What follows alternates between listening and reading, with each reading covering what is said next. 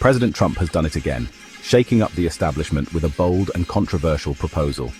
He is calling for the complete abolition of the Internal Revenue Service, the agency responsible for collecting taxes.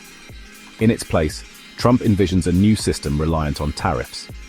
This means taxing goods imported from other countries, a move he claims will bring in more revenue while easing the burden on American taxpayers.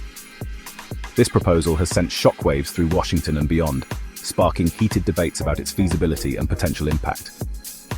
Critics argue that a tariff-based system alone cannot generate enough revenue to fund the government's operations.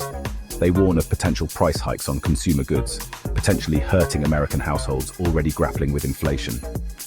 Supporters, however, hail it as a stroke of genius, a way to simplify the tax code and unleash economic growth. They believe that tariffs will incentivize domestic production and reduce reliance on foreign goods. This proposal, they argue, is a long overdue correction to a global trading system they perceive as unfair to American interests.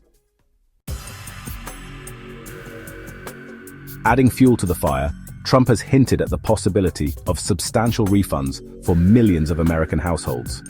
He suggests that the money saved by dismantling the IRS, combined with funds recovered from government waste and fraud, could translate into refunds of $5,000 or more for approximately 7.9 million households. This promise has undoubtedly struck a chord with many Americans, particularly those struggling financially. However, details remain scarce, and many experts question the feasibility of such massive refunds. They point out that the actual amount available for distribution might be significantly lower than projected, and the criteria for eligibility remain unclear. Meanwhile, the IRS is already experiencing significant upheaval.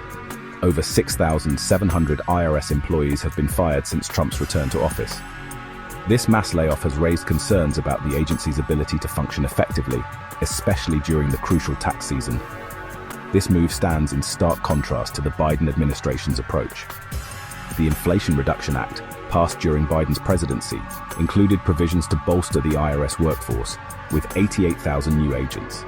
The aim was to enhance tax enforcement, particularly targeting wealthy individuals and corporations accused of tax evasion.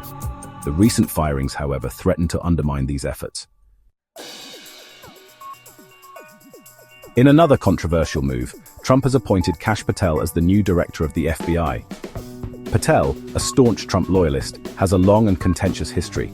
He served in various roles during Trump's previous administration and has been a vocal defender of the former president. Patel's confirmation has sparked outrage among Democrats and even raised eyebrows among some Republicans. Critics point